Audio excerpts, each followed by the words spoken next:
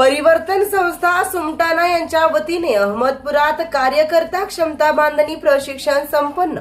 जागतिक पातळीवर युनोने ठरवलेले शाश्वत विकासाचे ध्येय या विषयासंबंधी प्रकल्पातील कार्यकर्त्यांची क्षमता बांधणी व्हावी या उद्देशाने परिवर्तन संस्था सुमटाणा व जेव्हीएस संस्थेच्या संयुक्त विद्यमाने अहमदपूर येथे कार्यकर्त्याकरिता क्षमता बांधणी प्रशिक्षण आयोजित करण्यात आले होते।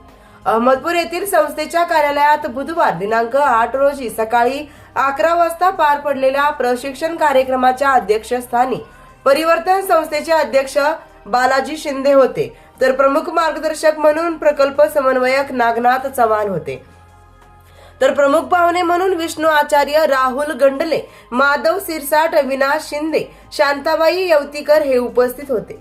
यावेळी प्रकल्पाचे मुख्य समन्वयक नागनाथ चव्हाण यांनी उपस्थितांना मार्गदर्शन करताना म्हणाले की जमिनीचा मुळात शोध भूक भागवण्यासाठी झाला असून पोषक आणि सकस अन्न धान्य निर्माण जमिनीतून उत्पादन होणे गरजेचे आहे।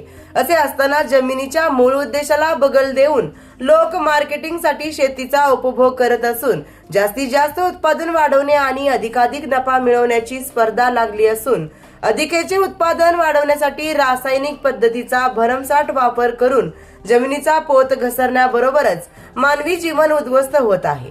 याकरिता मागासवर्गीय, दलित, अल्पभूधारक शेतकऱ्यांनी रासायनिक शेतीपासून दूर राहून सेंद्रिय पारंपरिक पद्धतीने शेती करण्याची गरज असल्याचे मत व्यक्त केले।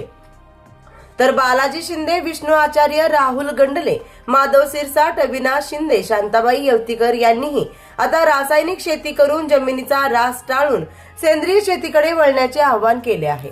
यावेळी अहमदपूर, चाकूर, रेणापूर, अंबाजोगाई आणि मुखेड तालुक्यातील 38 महिला पुरुष कार्यकर्ते उपस्थित होते। एसएस इंडिया टीव्ही अहमदपूर प्रतिनिधी अजय भालेराव।